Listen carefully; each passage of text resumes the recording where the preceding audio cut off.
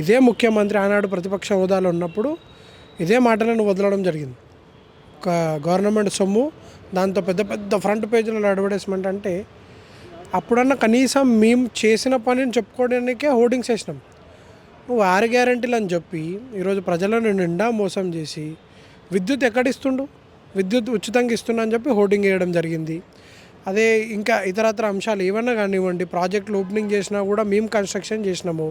సంవత్సర కాలంలో ఎక్కడన్నా ప్రాజెక్ట్ నిర్మించడం జరుగుతుందండి. సీతారామ ప్రాజెక్ట్కి రిబ్బన్ కట్ చేసి నేనే ఏదో ఓపెనింగ్ చేసిన అనే విధంగా బిల్డప్ కొడుతూ అసెంబ్లీ ముంగట ఎన్నైతే పిల్లర్లు ఉన్నాయో, మెట్రో పిల్లర్లు ప్రతిదానికి హోర్డింగ్. ఇదంతా ప్రజాద సొమ్ము ఇప్పుడు వృధా అవడం లేదా? ప్రతిరోజు న్యూస్ పేపర్లో వాళ్ళ న్యూస్ పేపర్ ఛానళ్ళల్లో డబ్బులు ఇచ్చి ఫ్రంట్ పేజీలలో వేస్తున్నాడు 6 గ్యారెంటీలు మేము అమలు చేస్తున్నామని. ఎక్కడైతుంది? దమ్ము ధైర్యం ఉంటే ముఖ్యమంత్రి సొంత జిల్లాకు వస్తాము. ముఖ్యమంత్రి సొంత జిల్లా అయినా, ఉప ముఖ్యమంత్రి సొంత జిల్లాకైనా వెళ్దాం. 6 గ్యారెంటీలు ఒక్క ఇంటికైనా సంపూర్ణంగా వస్తే మా బీఆర్ఎస్ భవన్కి తాళం వేసి ప్రతి ఒక్కరం కూడా రాజకీయ సన్యాసం తీసుకొని రాజకీయాలకే తప్పుకుంటాం. ఒకవేళ ముఖ్యమంత్రి ఛాలెంజ్ని ఒప్పుకుంటే 6 పథకాలు కూడా ఇంకా 420 దొంగ హామీలు అనేది అవి అలానే ఉన్నాయి. అనునిత్యం అవి మేము ప్రశ్నిస్తున్నాం కాబట్టి ఈ అన్ని చిల్లర మాటలు, ఈ చిల్లర అబండాలు, ఏదో అవినీతి జరిగింది, ఏదో చేసి నువ్వు అవినీతి బయట పెడతానికి వచ్చినా, లేకపోతే ప్రజల పట్ల ప్రజాపాలన అని చెప్పి ఏదైతే మార్పు కోరి ప్రజలు నిన్నెన్నుకున్నారో, నీకు మాకంటే బాగా అడ్మినిస్ట్రేషన్ వైపు మీరు నడుపుతారని చెప్పి మీకు ప్రజలు అధికారం ఇచ్చారు తప్ప ఈరోజు దాన్ని దుర్వినియోగం చేస్తూ కేవలం ప్రతిపక్షంని మేము ఏదో చిన్నబండం చేయాలి, మా పార్టీ నుంచి ఎమ్మెల్యేలను లాక్కోవాలి. ఎలక్షన్ల ముందు ఇదే ముఖ్యమంత్రి కేసీఆర్ ఇంటి మీద వాలిన కాకి నా ఇంటి మీద వాళ్తే కాల్చి చంపేస్తాను. ఇప్పుడు ఎవరంటే దానం నాగేందర్ వీళ్ళంతా. ఈరోజు ముఖ్యమంత్రి తీసుకున్న పనికి నిన్న కూడా దానం నాగేందర్ చింతల బస్తీలో అడ్డుకోవడం జరిగింది. నీ స్వయంగా నీ పార్టీ ఇప్పుడు ఎమ్మెల్యేనే కదా ఆయన, నువ్వు మార్చుకున్న మొదటి ఎమ్మెల్యే ఆయననే వ్యతిరేకిస్తుండు. అంటే దీన్ని బట్టి అర్థం చేసుకోవాలి, రాష్ట్ర వ్యాప్తంలో కూడా ఇదే పరిస్థితి ఉంది. ముఖ్యమంత్రి పాలన బాగాలేదు.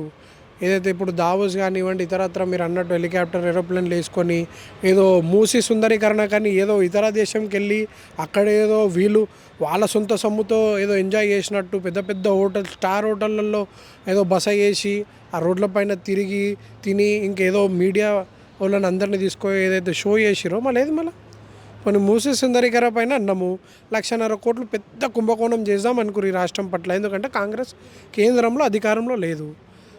ఇది ఇంధనంగా మారింది. కాంగ్రెస్ ఎక్కడ ఎలక్షన్లు పోరాడినా కూడా తెలంగాణ నుంచి వచ్చే డబ్బును కుల్లగొట్టి ఇతరతర రాష్ట్రాల ఎలక్షన్లో వీటిని ఖర్చు పెట్టడం జరుగుతుంది. ఇంతకుముందుకు మేమున్నప్పుడు ప్రాంతీయ పార్టీ ఉంటే ఒక్కటి గమనించాల్సిన విషయం ఏంటంటే ప్రజలందరూ కూడా ప్రాంతీయ పార్టీ అనేది ఉంటే ఇక్కడ సొమ్ము ఇక్కడనే ఉంటుంది, ఇతర రాష్ట్రాలకు వెళ్ళదు. ఇప్పుడు జాతీయ పార్టీలు రావడం వల్ల ఏమవుతుందంటే ఇతరత్ర ఏ పక్క బార్డర్లో కూడా ఎలక్షన్లు జరిగినా కూడా ఇక్కడ నుంచి మహారాష్ట్రకి ఎంత డబ్బు పోయిందని అక్కడ గెలవలేదు, అది వేరే విషయం. కానీ ఇక్కడ ప్రజాస్వామ్యం అంతా కూడా నాశనం అవడం జరిగింది కదా. ప్రాంతీయత్వం కూడా ఉంటే ప్రాంతంలోనే అది అభివృద్ధి చెందుతుంది, తిరిగి అది ప్రజల చెంతకే వెళ్తుంది తప్ప ఇక్కడ కూడా అవినీతి అనేది ఉండదు. ఎందుకంటే జాతీయ పార్టీలతో ఇదే నష్టం. అదే ఇప్పుడు ప్రజలందరూ కూడా గమనిస్తున్నారు. ఎందుకంటే వాళ్ళు కేంద్రంలో ఉన్న నాయకులను కూడా సంతృప్తి పరచాలి, ఇక్కడ ఉన్న డబ్బునంతా కూడా అక్కడికి చేర్చాలి. ఎందుకు మంత్రిగా చేసిన అనుభవం లేదు, ఒక అధికార పార్టీలో కూడా కనీసం ఎమ్మెల్యేగా చేసిన పరిస్థితి లేదు. అలాంటివి తెచ్చి ఈరోజు ముఖ్యమంత్రిని చేయడం అనేది ఈ రాష్ట్రం చేసుకున్న గొప్ప ఒక దరిద్రమే అనుకోవాలి. ఈ ముఖ్యమంత్రిని తెచ్చి ముఖ్యమంత్రి పదవిలో పెట్టడం అనేది దారుణం. ప్రజలందరూ కూడా దీన్ని జీర్ణించుకోలేకపోతారు. హైడ్రా అని చెప్పి ఇతరత్ర ఇంక ఏ పథకాలు కూడా చెప్పి ఇంప్లిమెంట్ చేయకపోవడం కూడా ప్రజలందరూ కూడా బాధపడుతున్నారు. ఇంక ఇదే 4 సంవత్సరాలు ఇదే కంటిన్యూ అయితే అది తప్పదు ప్రజలు కూడా. కానీ ఎప్పుడు ఎలక్షన్లు వచ్చినా కూడా జమ్లీ అంటున్నారు. జమ్లీ వచ్చిన త్వరలో కేసీఆర్ గారే మళ్ళీ తిరిగి ముఖ్యమంత్రి అవుతారు.